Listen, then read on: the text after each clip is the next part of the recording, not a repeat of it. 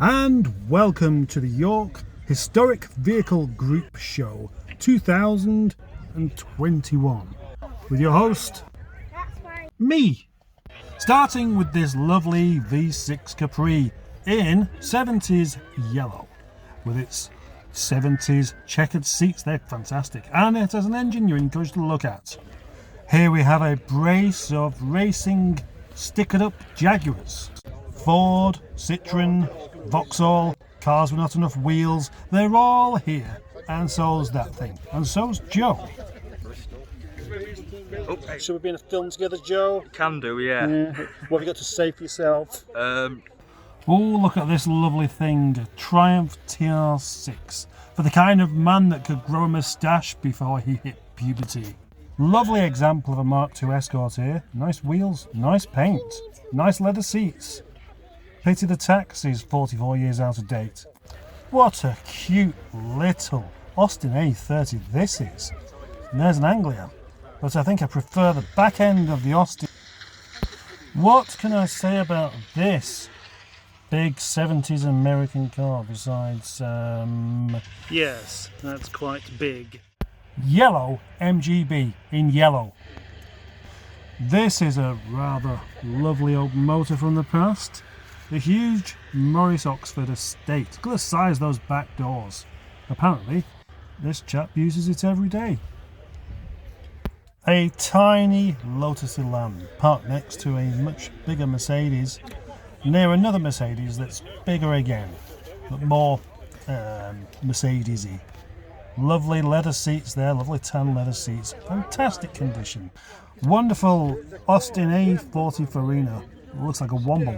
And now the Triumph GT6, got the pipes on that. That's a fantastic opening window in the back there, fantastic colour, fantastic seats, lots of lovely chrome work everywhere and the mini lights.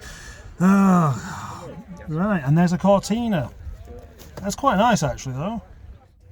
Here's a couple of fantastic Aston Martins. Look at the colour of those. Look at that lovely dog. That's nice, isn't it? Anyway, look at those seats. They're fantastic. Look at that engine. What attention to detail. And that's telling you all about it there. Shark-faced BMW. And now we have a Rover 100 from 1961. Looks like the P4, but it's not quite. MG Midgets and an MG Montego. Looks like it's got wheel trims, but it hasn't. Now, how happy is this little face there? The frog-eyed sprite, smiling away. Nothing could be better in the world looking at this thing. Yep, there's quite a few cars here.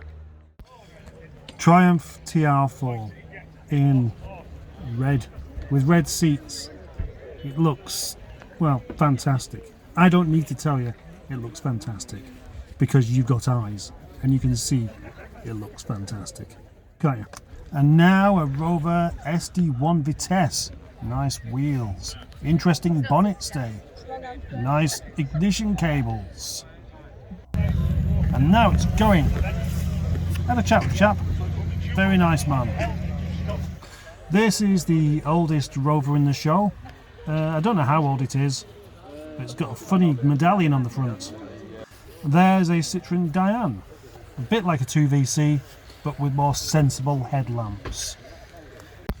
A late MGB V8 from a time when they stopped making them. Very orange Mark II Escort here. Excellent paint, nice wheels, and rather comfortable looking velour interior.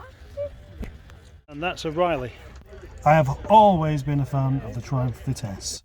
Such an angry looking face, although slightly reminiscent to the kind of glasses that ladies in the 1950s used to wear. This Fiat 126 has got a rather cute face, nice clamshell bonnet there, a stumpy little car with a tiny engine in the back and a skateboard on the roof. Well, I can't even tell you what this thing is, besides it's big and it's American, it's probably from the 1940s. It's got a face like a cartoon character. Look, a VW that isn't boring. Here is a Vauxhall that I like. It's got character, it's got design, it's got lines, and it's a very interesting colour, and it has men stood around it talking about it. And inside it has rather comfortable looking seats. I like comfortable seats. Jensen Interceptor 7.2 V8, glugging all of the fuel you could possibly put in it and a bit more. But my, what a handsome looking car this is. It's almost Italian looking. In fact, I believe it was an Italian that designed it. This Ford Granada, in a rather interesting colour, in immaculate condition, is a one owner car. Kept in the garage, brought out for shows, and that's probably about it by the looks of it. Never been a fan of these Fords, but got to like this one. Another very nice Triumph with a rather interesting roof. This is the kind of Ford I like. Mark 1 Lotus Cortina. Probably worth a few quid by now. Lovely colour scheme, Lotus badges on the back. Great bit of 1960s styling. The Hillman Imp, or the Sunbeam Imp. This is a Hillman.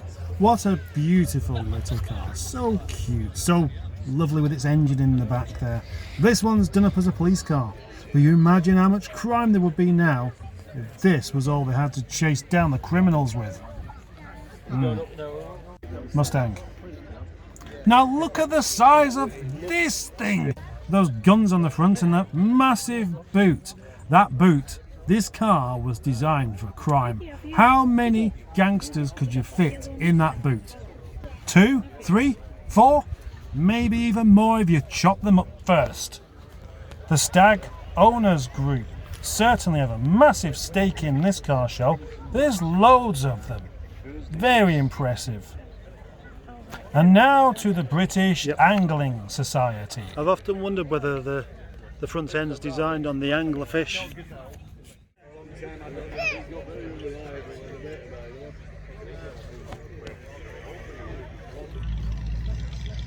This may look like an Opel Monza, but it's not. It's a Voxel Royale, with its massive comfortable seats and its great colour, its 3-litre engine, great 80s style. Here is a Rover R8 with wheel trims and a grille on the front that doesn't really belong. No car show is complete without a P6. And now the Mark II Jag. Next to it is a car looking like it wants to be a Mark II Jag. There's the Mercedes. A couple of 1980s Volvos and a lovely Rover Sterling. But look at this lovely old thing. A Marina Coupe. Well, one of those cars that people dogged, but I just think they're fantastic. And I wish there were more of them still about. Hello Maestro, you're a bit dirty. There was a time when nearly all cars were brown, including their interior. But what a lovely shiny brown this Toledo is. And it really, really suits that colour. Makes me want one. Another Austin A40. Another car that looks like a Womble. Possibly my favourite car of the whole show. Meticulously maintained and looking like it's just come out of the showroom. There's a very, very clean engine indeed. Does it sound as good as it looks?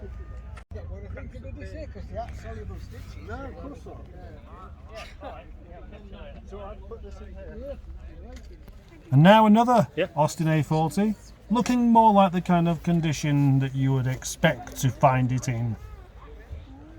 This is a Singer. I think it's a Singer Gazelle, but I don't know. It's too old for me to know about it.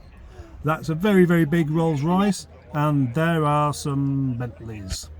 And a Capri, and another Capri, and a Rover P5 Coupe. This is fabulous! This is much more my kind of thing. Lovely old Triumph 1300. Those lovely little button lamps on the back of there. And the front end looking... I don't know what to say, I just find it so cute.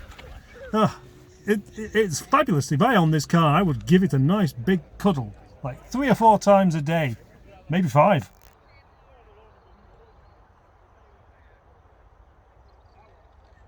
The time goes by so quickly, and suddenly you've got to just go home again.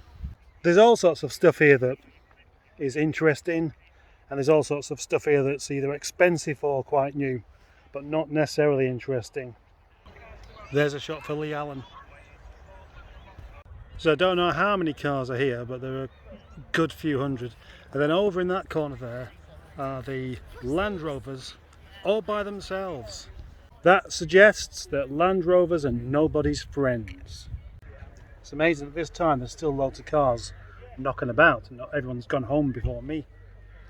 But I've got the urge to go because I've seen everything I want to see and I really need a cup of tea. I didn't bring a flask with me, which is rather clumsy of me.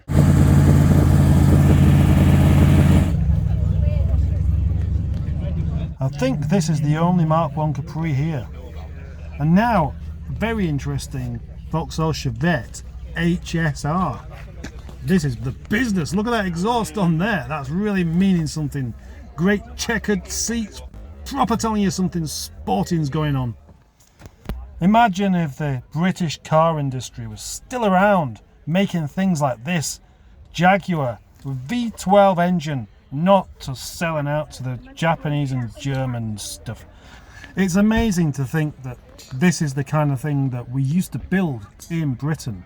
It's astonishing. It's been a rather lovely show, and it hasn't even been raining all day, which is what I was expecting to happen. Quite surprised by the amount of Rovers not in attendance. There's been 5, something like that, over about 300 or so cars. That's not really enough, is it?